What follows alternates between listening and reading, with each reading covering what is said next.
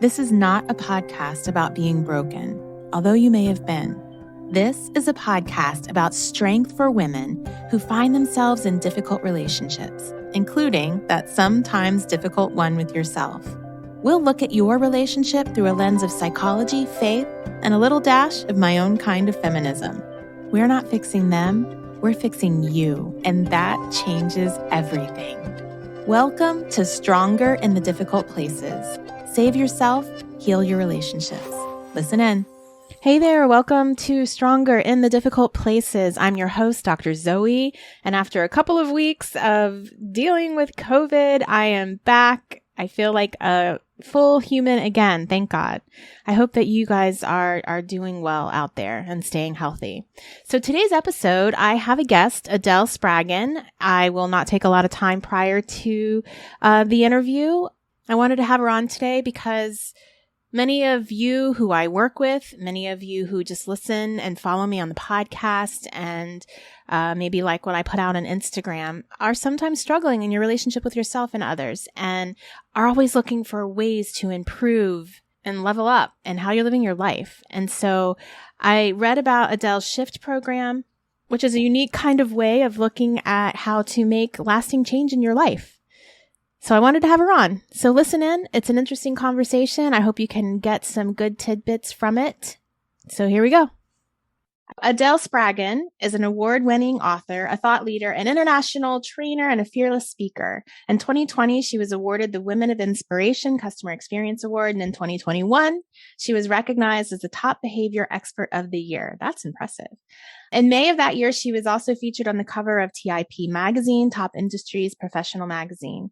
Her book, Shift, which we're going to talk about today, The 4 Steps to Personal Empowerment, has won 3 awards for its powerful message of inspiration and hope, and it's sweeping the globe, transforming how people are setting and achieving their goals. And we are going to talk about Shift today, and excited to do that. Adele, welcome to the podcast today. I'm so glad to have you here. Thank you, Zoe. Happy to be here. Thank you. So first, I always ask my guests to please share a win and a fail with my audience. Sure. Well, as a thought leader entrepreneur, I think my biggest fail recently was at the start of COVID. So I did primarily before COVID, I did most of my events live and I got most of my clients live. As we all did, right? But I put all my eggs in that basket. Do you know what I mean? Like, don't do that. Don't put all your eggs in one basket. So I was going along quite well, doing very, very well. And then COVID hit. And I remember the day that pandemic was announced because I had just done a live event and I had 42 calls lined up, sales calls lined up from that one live event. Wow. And the pandemic hit and I got 42 no's and I went, the world has changed. Wow. There's something different going on out there. Anyway, it forced me to rethink my entire business model. So I did eventually turn it into a win, but it was a very difficult year for me. And it was a big fail that I went, okay, I'm never doing that again. Not all eggs in one basket, guys. Don't do it if you own your own business. Diversify. So I started my membership site out of it though. And today that is back to going really strong and really exciting. So phew, turned for a fail into a win. You did. And that's really, I mean, that is always the goal, is to figure out how to turn our fails into a win. Thank you for sharing that. That has been an experience for many, many entrepreneurs, as you know. And I love that you learned something out of it instead of curling up in a fetal position and giving up. Right. You know, 3 of my in-person events were canceled immediately after COVID started. And it has taken me all the way until now. I'm finally having my first in-person on stage event in March. And it's been since then. So it's really been 2 years, right? Yeah. And luckily all of my, the way that I make my money isn't predominantly through speaking, which is good. I am diversified, but certainly a lesson that is learned. And you think, I never would have thought that in-person speaking would just disappear. I know. How could you have imagined a world where that would happen? And yet here it is. And now it's coming back. But once again, don't put all your eggs in that basket. Yeah, exactly. And, I think that many speakers, I mean, personally, I'm not willing to go back. I'm happy now. I've changed the business model. So I'm wondering if the events will ever come back to that level again, that level of speak from the stage selling model. I don't know. It may be over. We'll see. Maybe. I'm excited though, because I'm excited to go back in person, and I'm finally getting back on stage in March, and I'm excited about that. But yeah, the world has definitely shifted. The way that I work for my practice, that has completely changed. I used to see predominantly people in person in my office, and now I predominantly see people on my computer, which is a shift, and I love it. I love it because there are benefits to the changes. We just have to be willing to be flexible and figure it out. So thank you for sharing. Thank you for sharing your win and your fail. Yeah. And we're heading into a world, and this kind of ties into my book. We're heading into a world where everything is getting faster and faster, and changes are getting more and more as we go. And we need to be more comfortable in not knowing what's coming down the pipe and being able to respond optimally to whatever comes at us, because this won't be the first change, this pandemic. There's lots more coming. It won't be. So can you tell us how you came up with this shift? Tell us about just how you got to this point where you were getting ready to write this book and share this with the world. Yeah. Well, for 30 years, I've been in the field of behavioral change. So it's not new for me. I was a coach for many, many years. The problem is one day I personally kept quitting business after business after business. I always was an entrepreneur at heart, but something in me, Zoe, would not follow through and complete the business to the end until it became profitable. And every time I started a business, I would just turn tail and run, right? And I was also at the same time coaching in one of the leading personal development programs. And so I thought to myself, after I'd done everything I could think to do, right? Every personal development approach, every coaching approach, meditation, everything I could think to do, I thought to myself, is it just me? So I started to ask the people I was coaching, hey, between you and me, how successful are you really? Right? Like, how many goals are you actually achieving? And some people, yes, about 25% were saying, oh yeah, it's great. I'm doing exactly what I set out to do. Other people were like, no. And some people were like me, like not at all. Right. So I thought, wow, 75% of us are setting goals and not achieving them. What's going on? So I decided, Zoe, that we had the wrong operating instructions. I thought to myself, okay, human beings, we must be using the wrong operating instructions to get that dismal result. So I wanted to understand, how does our brain really think? How does it make decisions? So I enrolled myself in university. I got my master's in humanities because I wanted to study the human equation. And sure enough, I realized we are using the wrong operating instructions. So I created new ones and I put them in this book called Shift. And that's what I teach. And the people who follow this technique, which is around repatterning the brain, and I'll get to what that is in a moment, they enjoy an 87% success rate. So when you say success rate, what do you mean in terms of? I mean that they set a goal and then they are able, 87% of them say, yes, I achieved or I surpassed that goal. Impressive. And I'm like, more than impressive, because when you think about it, some goals like dieting, that's a 4% success rate, right? So and we are in January right now when everyone's setting all of these goals. And we also know through research, is it third week in January? Yes, it is. Yes. Or even the 4th, I know. Maybe 28th. That people tend to start to fall off already. That's right. Yeah. That's right. Exactly. So, so there's something off with the way that we are told we should be able to control our actions. And that's the thing that I discovered. So one of the latest findings in neuroscience, which will shock everybody if you really allow this thought to just sink in. Okay. One of the latest findings in neuroscience is that every decision that we are about to make is already made in the subconscious regions of our brain seconds before we know we are going to make it. Why does that not shock me at all? Of course, I'm in this industry. I'm in the work, but I can even feel that in myself sometimes when I'm getting ready to make a big decision. And it's not so much that I need to make the decision. It's that I need to figure out how to do it because I've already chosen it. That's right. I have felt that drive, and I've often questioned that with myself as well. You're right. So much of how we view the world, so much of the decisions we make are completely unconscious. And then, and that's also why sometimes we do things and don't understand why we've done them. Why do we keep making the same mistake over and over and over again? It's because we have a pattern in our brain that is making that choice on our behalf. Mm-hmm. And our conscious mind is just backing that up. Saying, right. Yeah, of course I want a cookie right now, but your hand is already in the cookie jar. Mm-hmm. Right? Mm-hmm. So if you don't have a choice on whether you're putting your hand in the cookie jar, we cannot start there to say, well, let's not eat. Like it's just not the way the brain is designed. So it just doesn't work. So in the moment, we are driven by our drives that are predominantly unconscious or subconscious. Okay, so let's simplify it a little bit more, right? Mm-hmm. How I'd like you to think of your brain as like an iceberg. And at the top of the water are all your actions, all your behaviors, all your beliefs. Let's put conscious, subconscious, unconscious up there at the top of the water.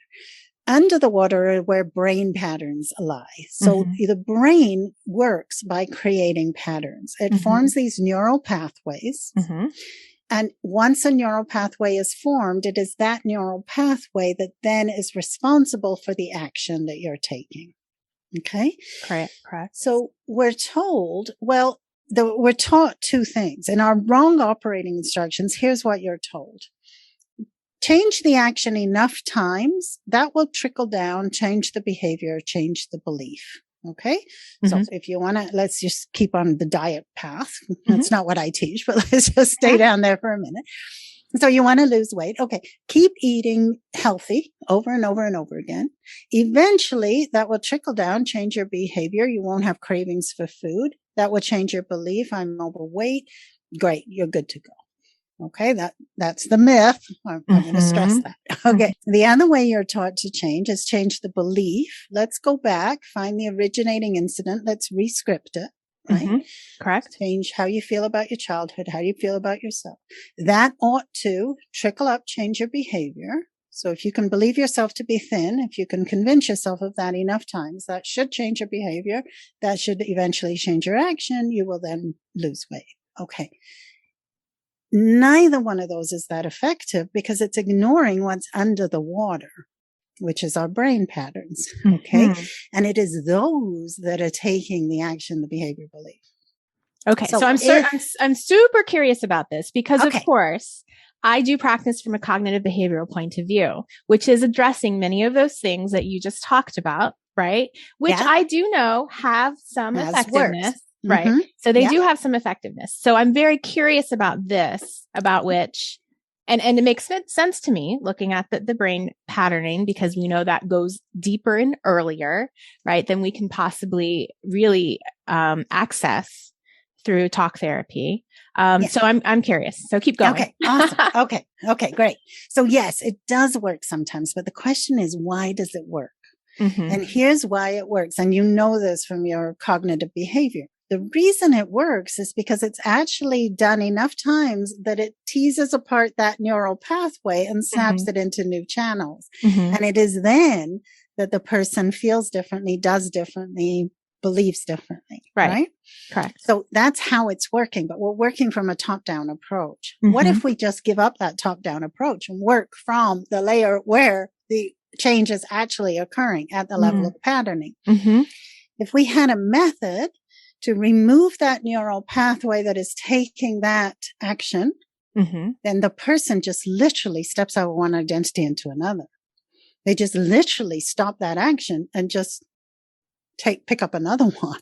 Right. One that and it comes with such surprise and such ease that they go, wow, I didn't know that I was going to do that. Right? Does that make sense? It makes sense. But of course, the question is, how do you get through that gap? Okay, awesome. So how we do it is we stop thinking that we should know the correct way to go. Okay, so that's number one. Okay. So here's your new operating instructions. Everybody ready? Set a goal. You need a direction. You need to tell the subconscious where you want to go. And so setting a goal is not a problem. But your next question is not, how do I get there? Your next question is, why am I not there right now? Good question.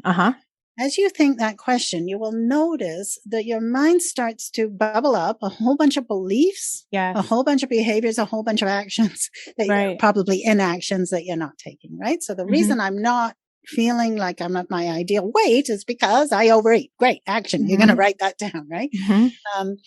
I believe myself to be overweight. Great. You're going to write that down. And you just write down all these things that just pop into your mind about your actions, behaviors, beliefs. Now, knowing that under each one of those, there runs a pattern. Now you get my book. It's got the 4 steps in there, and you start removing each of those patterns, and then let your brain does what it does brilliantly, which is create a new pattern. Now, what new pattern is it going to create? It's going to create a pattern that takes you in the direction of the goal that you set. Okay. But your subconscious has to do that, not your conscious mind. We've positioned our conscious mind as being in control. It isn't. True. Think about what neuroscience is saying. That action is already being taken. So we need the subconscious to come to our aid, not our conscious mind. Very interesting. Very interesting. I love it. So I have not read your book. My interest is, as I told you, before we started the recording, I've read the reviews of the book. I've read about the book, and I will be reading your book. And I'm very interested in seeing, and delving into this more and understanding it a little more. It definitely makes a lot of sense.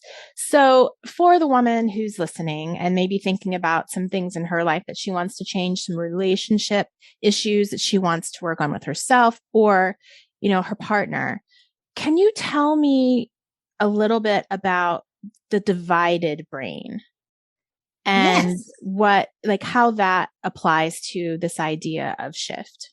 Yes. Okay. So another interesting, intriguing finding that's coming out in neuroscience is the difference between the brain hemispheres. So most people know that we don't have one brain, we have 2. Most people know that you have a left brain and a right brain. And the sides of our brains interact with each other, right? They're connected and interact, but they are 2 separate lobes. Yes. 2 very separate lobes, but dividing them down the center is something called the corpus callosum, which also unites them. Okay. So communication can flow through these hemispheres through that corpus callosum. And that's just a band of fiber or tissue, we'll call it. Okay. Okay.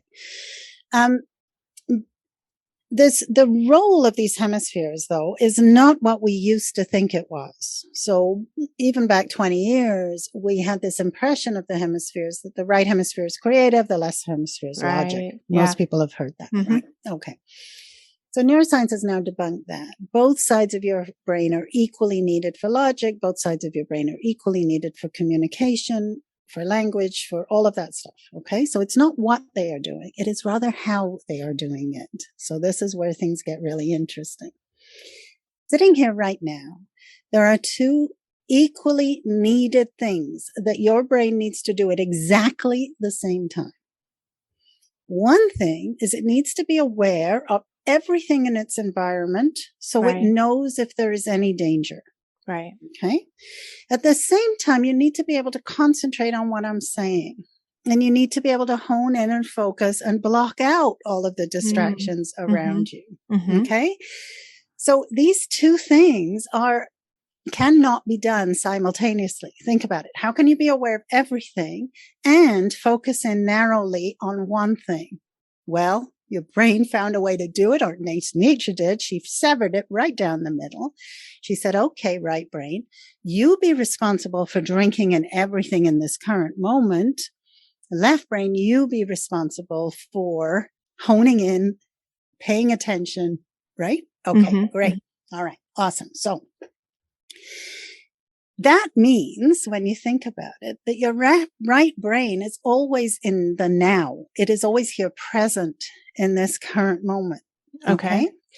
And in order for you to understand every word I'm saying, you need to be using language from your past, stored knowledge that your brain Absolutely. has learned. Right. Okay. So the words I'm speaking are coming in through the right hemisphere.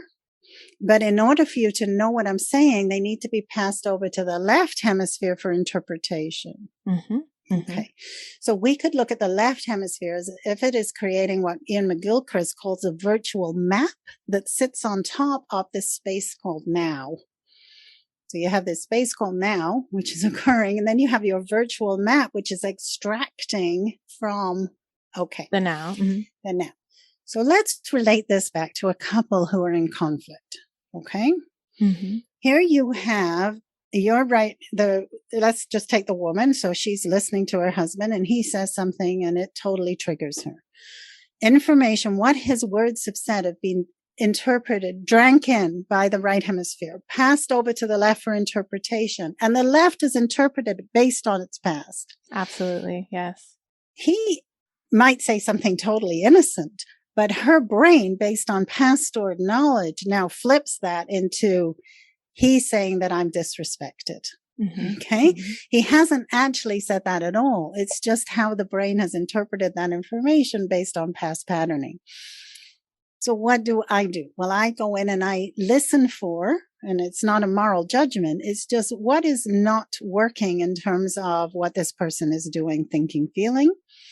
And then when we remove that patterning, now when that information comes in through the right hemisphere, all of that information from now gets passed over to the left doesn't have any past created pattern to interpret through.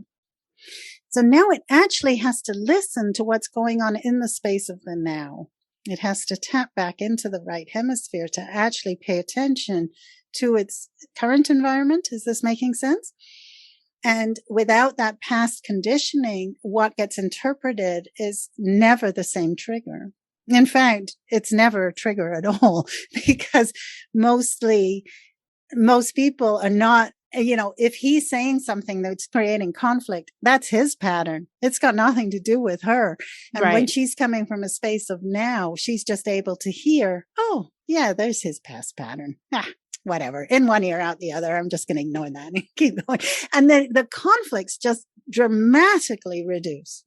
I take couples who are on the verge of divorce to being like newlyweds again within 6 weeks. It's just remarkable when there's no personal in what people say. It's just like. So that's great. That's interesting. It's also much of the work that I do too is helping people identify those triggers, understanding the foundation of them and being able to see their relationship and their interactions through a no longer colored lens, right? Yeah. What I missed and what I'm not getting, and everything you're saying sounds really interesting, is how you erase the lens. I'm calling it lens where you're calling it patterning, right? So how do you get rid of that patterning? Yeah. So it's a 4-step process and it's in my book, like I said. So I'll just go through the books briefly and we can just explore each one afterwards. So the first thing you need to do is identify the pattern itself. Once you know that your action, behavior, belief is not working, then the next question is, okay, what pattern is driving that action, behavior, belief? So a pattern can be identified by it. I'll just give the definition. It's an intertwined physical sensation, emotion, thought. Right. Okay. Mm-hmm. When the three aspects of our being come together, it results in an action, a behavior, belief. Mm-hmm. So when the person is triggered, so let's go with a husband who comes in from the end of the day and he's in a foul mood and he throws his shoes on the ground and stomps in the house. Okay. Now the wife will have, depending on her past patterning, will have all sorts of reactions to that. Okay. Mm-hmm. So some people might get angry. So their pattern would be one of heat rising in the body, anger, right? And the thought might be, how dare he? I've had a rough day. Okay. That is the pattern itself. So that's step one, is to identify the pattern. That pattern isn't logical because somebody else, if it was, everybody would react the same way, right? Somebody else, exact same situation, they may feel scared and right? Right. So Feel like they need to again, protect and run. right. So there's never any logic in patterns. The question is, does that pattern work? So step one is to identify the pattern. That's what we need to do. We need to flip the switch. We need to understand what's happening in us, not out there. Okay. Second step, you need to own it as a pattern. So let me explain this. Because this brain of ours is locked inside this bony skull, there is no real access to the outside world. Okay. Information streams in through our senses, but in the brain, filtered. There is no sight, there is no sound, there's no touch, there's no smell. There is nothing in there other than electrical impulses. Okay. So the brain has to interpret this sense information, and how it interprets is, of course, using that past-based patterning. That's what makes all of our reactions so different, right? Right. So, okay. So the second step then is we need to stop thinking that the problem is out here in the world. The problem is in our brain's interpretation. So we're going to own this as a pattern. And how we do that is I have this little way of saying, okay, I created that. Right? Just reminding the brain, it's okay. It's your creation. You don't have to know when it was created. Don't get me wrong. But you do have to own it as that's my pattern. That's not out here.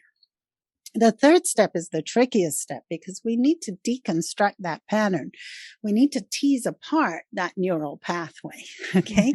And how we're going to do that is we're going to put the three parts of the pattern back into their respective individual places. It's a physical sensation. Yes. It's an emotion. Yes. It's a thought. Yes. But those three are only become action when they intertwine. So we're going to put them back into their respective places as a method of observation, which allows that to happen. And then the fourth step is to allow your brain to create that new pattern. Okay. So it's only then that we can start creating another pattern, but we have to be careful. It is done primarily through trusting in the unknown and allowing the situation to drive what is required from us rather than the other way around.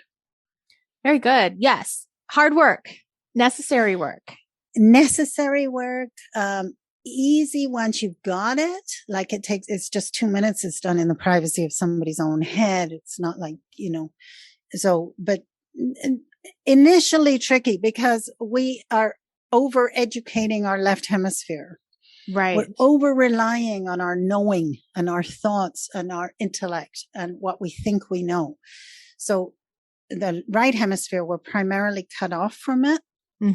It's communicating with the left. It's passing that information over, but the left is not checking back in to the right for context about the situation. Okay. That's what's happening.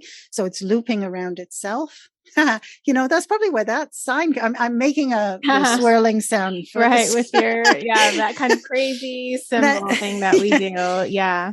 It's looping around within itself, trying to interpret, and it's the source of all suffering. Absolutely. Ruminating, without a doubt.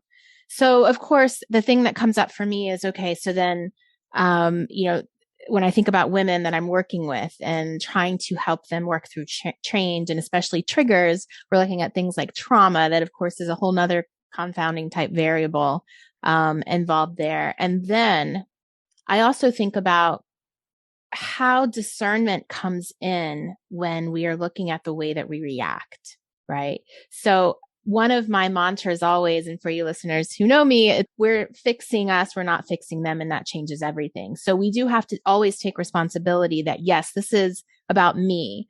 I am responding in this certain way, and I am experiencing this in a certain way, and why.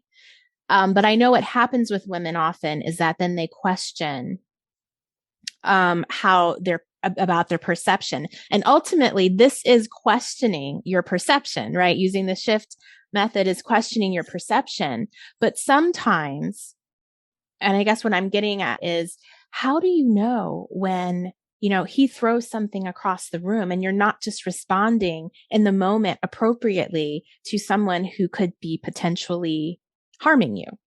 Yes. So if it's physical harm, get out.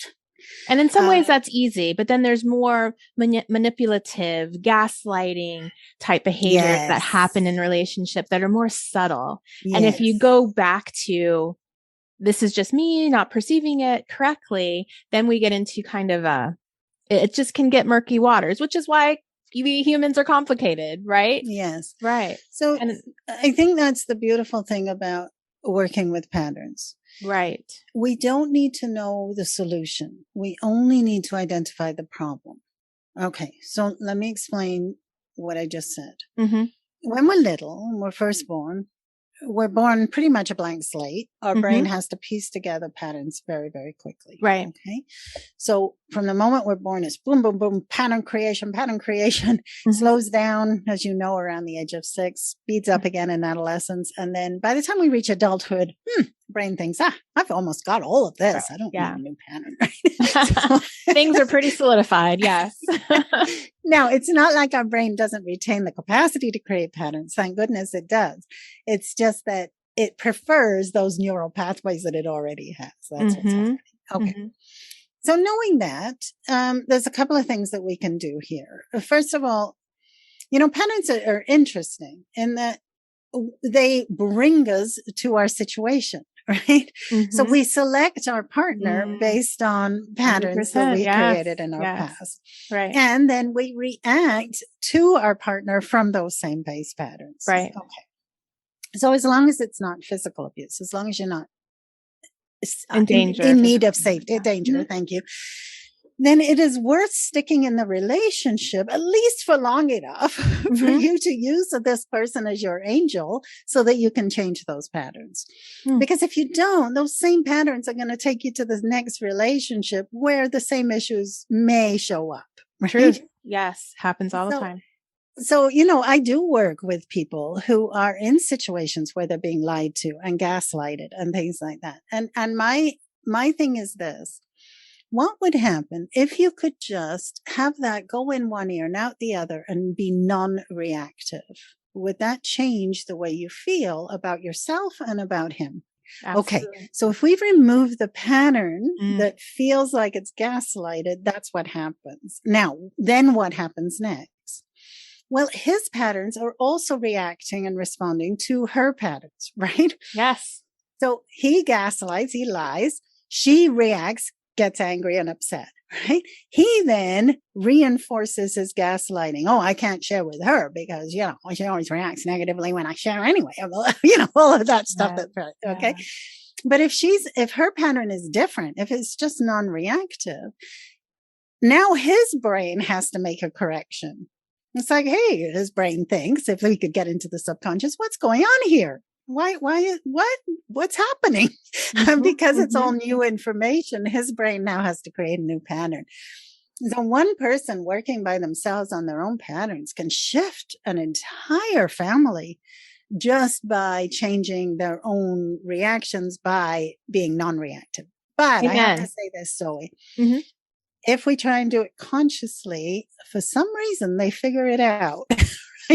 So if we say to ourselves, oh, I'm just going to be non-reactive, your unconscious, I like to say, screams, the conscious mind whispers, right? Yes. So you're sitting there thinking you're being non-reactive, but inside the blood is boiling and everybody around it knows. And we all know that. So, yeah. Right. Yes. The energy seeps out. It always does. Our body speaks the truth, no matter what our words say. Yes. Beautiful. I hope that listeners really are grasping what you are saying, because that is huge. You change one part of the system, the other parts of the system have to react and will change.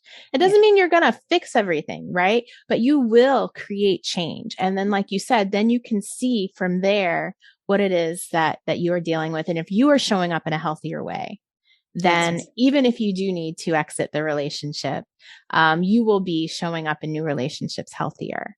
Wow. Yes. Thank you. Thank you. Yeah. I always like to say, every single person needs to think of themselves as a center gear in a machine, and they are turning that gear in a particular way. Mm-hmm. Now, what might happen if you could just gently reach in and turn it in the opposite direction? Okay? Turn it fast enough, too quickly, not gently enough. The whole machine blows apart. Right. Right? But turn it ever so gently, and everybody around you has to start turning in relationship to that. And that's what happens when you work with the subconscious instead of with the conscious. You're just gently turning it optimally for everybody in the family. And it has remarkable results. Beautiful. Thank you so much for sharing. I wanted to share this with my audience because my curiosity was piqued. And I think you answered a number of questions, which will lead me to read your book. Lovely. How can everyone find you? How can they get your book? Well, I'd love to gift everybody a book. So all I ask is that people pay for shipping and handling. Oh, wonderful. There's a link on my website. You can just order your free copy. I'll send you a signed copy. And once you've got the book, then you've got the 4 steps. You can try and apply it by yourself. But I also have a membership site. You can grab 30 days free in there. Mm-hmm. That will walk you through step-by-step process on how to identify your patterns, work with your patterns, remove those patterns. Yeah, I'm out to spread the word here. So any way I can support, I would love to do that. Wonderful. Thank you so much for that gift. I will be putting the link to your website in the show notes. And is there any last thing that you'd like to share with my audience before we leave today? The only tip that I can give is this. Women take on far too much responsibility for everybody. Let's just say that. I was going to say for what we do, but no, we take everybody. Yes. So here's a little thing to remind yourself. You're not responsible for your actions, your behaviors, your beliefs. All you're responsible for is your patterns. Okay. And what I mean by that is you are able to respond when you know it is a pattern and when you have a way to deal with those patterns. But anything that you do is always, if anybody says to you, why did you do that? Here's your answer. Because my pattern made me do it. Okay.